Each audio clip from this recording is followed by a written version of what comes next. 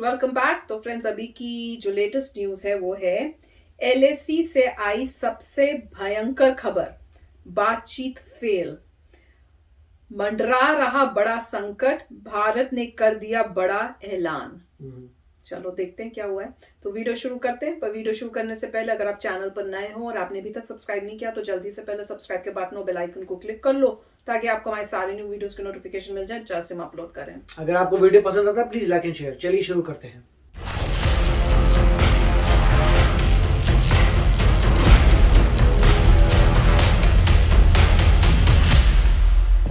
लद्दाख में भारत ने डाला चीन के जबड़े में हाथ तो तिलमिला उठे जिनपिंग के कागजी शेर।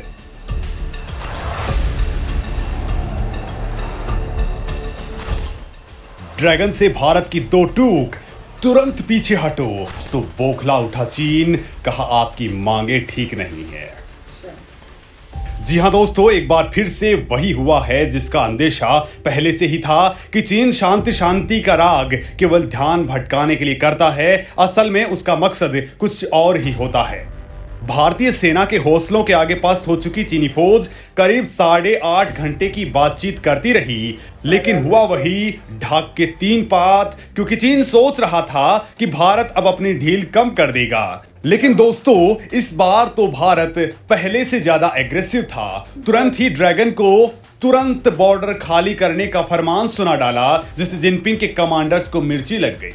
दोस्तों, भारत ने चीन से दो टूक कहा कि वो बाकी बचे टकराव वाली सभी जगहों से पीछे हट जाए और मई 2020 से पूर्व की स्थिति बहाल कर दे। लेकिन दोस्तों, इसके बाद जो कुछ हुआ वो बेहद काम का है। मैं आपको इस वीडियो में बताने वाला हूं कि भारत की कड़की के बाद जिनपिंग के चूजू का क्या रिएक्शन था। क्या चीन अब पूरी तरह से पीछे हट जाएगा? क्यों इस बार चीन पूरी मीटिंग में बेमन से बातें कर रहा था? क्या उत्तराखंड की बाराहोती और फिर अरुणाचल प्रदेश के तवांग में चीनी घुसपैठ नाकाम होने के बाद चीन के होश ठिकाने आ चुके हैं?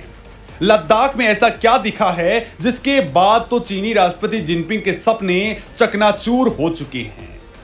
तो दोस्तों, भारत और चीन के बीच अब जंग थमी नहीं है। आसमान पर अब भी महायुद्ध के बादल मंडरा रहे हैं, क्योंकि चीन की लुका छिपी वाली ही घटिया हरकतों के बाद अब भारतीय सेना फुल फॉर्म में है। मोदी की खुली छूट मिली हुई है। सभी अग्रिम मोर्चे देखते ही चीनियों का भूरता बनाने को बेताब हैं, क्योंकि बातचीत की आड़ में चीन की एक बड़ी साजिश का खुलासा भी हुआ है। लिहाजा दोस्तों, वीडियो पूरा देखिए, क्योंकि जो कुछ आप सुनने वाले हैं वो करोड़ों भारतीयों को सुकून देगा, तो चीन इससे तिलमिला उठेगा। लद्दाख में बेदम हुई चीनी फौज तो जिनपिंग के उड़े होश। मोदी के मास्टर स्ट्रोक के आगे चीन का बड़ा सरेंडर। दोस्तों, जब से चीन के साथ लद्दाख में भारत का हिंसक सीमा विवाद हुआ है, चीन लगातार अपनी गतिविधियों से भारत को परेशान करता रहा है। एक तो वो बातचीत की टेबल पर आ रहा है, शांति शांति के कबूतर उड़ा रहा है, तो दूसरी ओर उसके सैनिक जब चाहे भारतीय सीमा में घुस जा रहे हैं। लेकिन अब मामला पहले जैसा नहीं रहा है। भारत ईंट का जवाब पत्थर से दे रहा है, तो इस वक्त मौसम की मार भी चीनियों पर भारी पड़ रही है। लिहाजा चीनी सेना के अधिकारी एक बार फिर सीमा पर तनाव घटाने के लिए 13वें राउंड की बातचीत के लिए टेबल पर आए। ये बातचीत लाइन ऑफ एक्चुअल कंट्रोल के उस पार, यानी चीनी वाले इलाके में मोल्डो में हुई। दोस्तों, पिछले 2 महीनों में चीन को भारत ने कई बार इस बातचीत के लिए कहा, लेकिन वो मान नहीं रहा था। लेकिन इस बार जब उसे मार पड़ी तो खुद ही आगे आ गया। इस बार हॉट स्प्रिंग और देप्सांग प्लेन्स को लेकर मामला बेहद गर्म रहा, लेकिन भारत ने बिना टाइम गंवाए सभी इलाकों से चीन को पीछे हटने के लिए कह दिया, जिसके बाद तो चीन भड़क गया, क्योंकि एक तो उसकी घुसपैठ वाली हरकतें कामयाब नहीं हो रही हैं, तो दूसरी ओर अब भारत भी आक्रामक है। लिहाजा उसकी मीडिया में आई बातों पर गौर करेंगे तो पता चलेगा वो उल्टा भारत को ही डांटने में लगा हुआ है। दोस्तों, चीन के सरकारी भोंपू ग्लोबल टाइम्स ने पीएलए के वेस्टर्न थिएटर कमांड के हवाले से कहा है कि भारत अनुचित मांगों के जरिए बातचीत में मुश्किलें खड़ी कर रहा है। असल में दोस्तों, चीन इस बातचीत से पहले एक मजबूती दिखाने की कोशिश कर रहा था ताकि वो भारत को दबाव में ला सके, लेकिन अब तो मामला उल्टा पड़ चुका है। एलएसी पर खाक हुए ड्रैगन के खतरनाक मंसूबे, हिमालय में जंग की खुमारी चीन को ही पड़ गई भारी। दोस्तों, चीन अपनी घरेलू समस्याओं से ध्यान भटकाने के लिए बॉर्डर पर तनाव बढ़ाने में लगा था, तो वहीं ताइवान पर जमकर हमलावर है। लेकिन दोस्तों, दोनों ही जगहों पर उसकी तगड़ी हार हुई है, उसे मुंह की खाने को मिली है। कैसे, वो मैं आपको बताने वाला हूं। दरअसल दोस्तों, आप देख ही रहे हैं कि चीन एक बार फिर से 1962 जैसी हालात बनाने में जुटा हुआ था। उत्तराखंड के उसी एरिया में घुसपैठ को अंजाम देकर संकेत भी दे दिए थे, लेकिन बॉर्डर पर अचानक कुछ ऐसा हुआ कि जिनपिंग के चूजे अब बिलों में दुबक चुके हैं, क्योंकि हर मोर्चे पर भारत को बड़ी कामयाबी मिल रही है। चीनी फौज ने जिन कमांडोज को लड़ने के लिए आगे किया था, वो उत्तराखंड में तो भारतीय सेना को देखते ही उल्टे पांव दौड़ पड़े, तो अरुणाचल प्रदेश में भारतीय सेना ने एक साथ कई चीनियों का भुर्ता बना दिया। यहां तक कि उनके हथियार भी भारत ने रखवा लिए। तो इस बीच एक और खबर ने चीन की तगड़ी बेइज्जती ही करवा दी, और वो ये है कि चीनी कमांडो LAC पर एक दिन भी नहीं टिक पा रहे हैं, जबकि उसी दौरान भारत के जवान लगातार डटे हुए हैं। ये हमारे लिए तो गर्व का विषय है। लेकिन चीनी राष्ट्रपति शी जिनपिंग यहीं से कोरोना से बड़े खौफ में चले गए हैं, क्योंकि दोस्तों, उनका सबसे चहेता कमांडर लद्दाख की ठंड बर्दाश्त नहीं कर पाया और ऊपर पहुंच गया। तो LAC पर तैनात कमांड के दूसरे कमांडर भी भयंकर रूप से बीमार हो चुके हैं। लद्दाख की ठंड और ऊंचाई ने बिगाड़ा चीन का गेम। LAC पर बीमारी से हर दिन मर रहे चीनी जवान। भारी बेइज्जती को देख जिनपिंग के उड़ गई होश। जी हां दोस्तों, हो तो यही रहा है। हर जगह चीन को तगड़ी मार खाने को मिल रही है, तो अब चीन ने पीछे हटने का प्लान भी तैयार कर लिया है। चीन को पता चल गया है कि भारत से पंगा पालकर उसने अपनी ही फजीहत करवाई है, क्योंकि उसके चूजे या तो पकड़े जा रहे हैं या फिर मार खाकर लौट रहे हैं। चीनी राष्ट्रपति चला तो था लद्दाख समेत अरुणाचल प्रदेश पर कब्जा करने, लेकिन अब उसके सपने सरेआम खाक हो चुके हैं। पहले डोकलाम और फिर गलवान घाटी में अपनी हड्डियां तोड़वा चुके जिनपिंग अपने चूजों को सिक्किम, अरुणाचल प्रदेश के सीमावर्ती इलाकों को कब्जाने के लिए भेज चुका था। वो तो युद्ध से ठीक पहले ही अब लड़खड़ाने लगे हैं। इन नाटे कद वाले सैनिकों के लिए लद्दाख की ऊंचाई पर लड़ना तो छोड़िए, ठीक से खड़े हो पाना भी मुश्किल हो चला है। लद्दाख में ऊंचाई और ठंड दोनों ने ही उनकी हालत पतली कर डाली है। लगातार बीमार होकर ये लौट रहे हैं, लिहाजा अब चीन के सैनिकों को भारतीय सैनिकों की आहट से भी कंपकपी छूट रही है।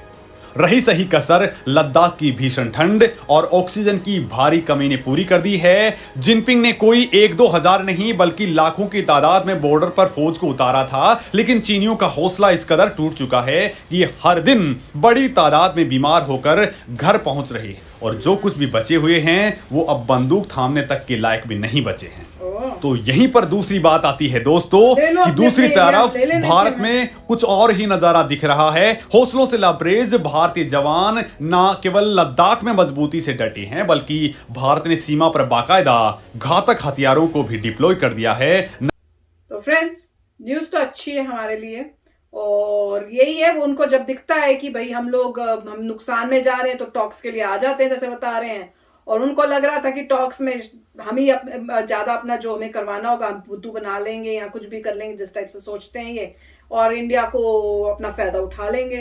पर इस बारी जो है, उनको जो भी वो चाहते थे, इंडिया अपने पहले से प्लान बना के आया होगा और बोला होगा कि भैया ये करना है, और वो करने को तैयार नहीं होंगे। तो जब इंडिया ने कहा होगा अगर तैयार नहीं हो तो कोई फायदा ही नहीं है फिर बातचीत करने का, क्योंकि हमें तो ये चाहिए ही चाहिए। क्योंकि पिछली भी टॉक्स से देख ही लिया है, जज कर ही लिया होगा इंडिया के सब ऑफिशियल्स ने कि भैया बोलते हैं करते कुछ है नहीं है। तो उन्होंने भी अपना स्ट्रॉन्ग स्टैंड रखा होगा। और अगर ये सिचुएशन है जहां पे उनकी तबीयतें खराब हो रही हैं, तो इंडिया के लिए तो बहुत ही पॉजिटिव है। उसका फायदा उठा के इंडिया को कुछ ना कुछ एक बड़ी चीज करनी चाहिए, जिससे इंडिया को काफी फायदा हो जाए। या तो वो जगह ले लें या कुछ इस टाइप से कुछ कर ले, तो मैं तो कहूंगी बहुत ही अच्छी बात हो जाएगी।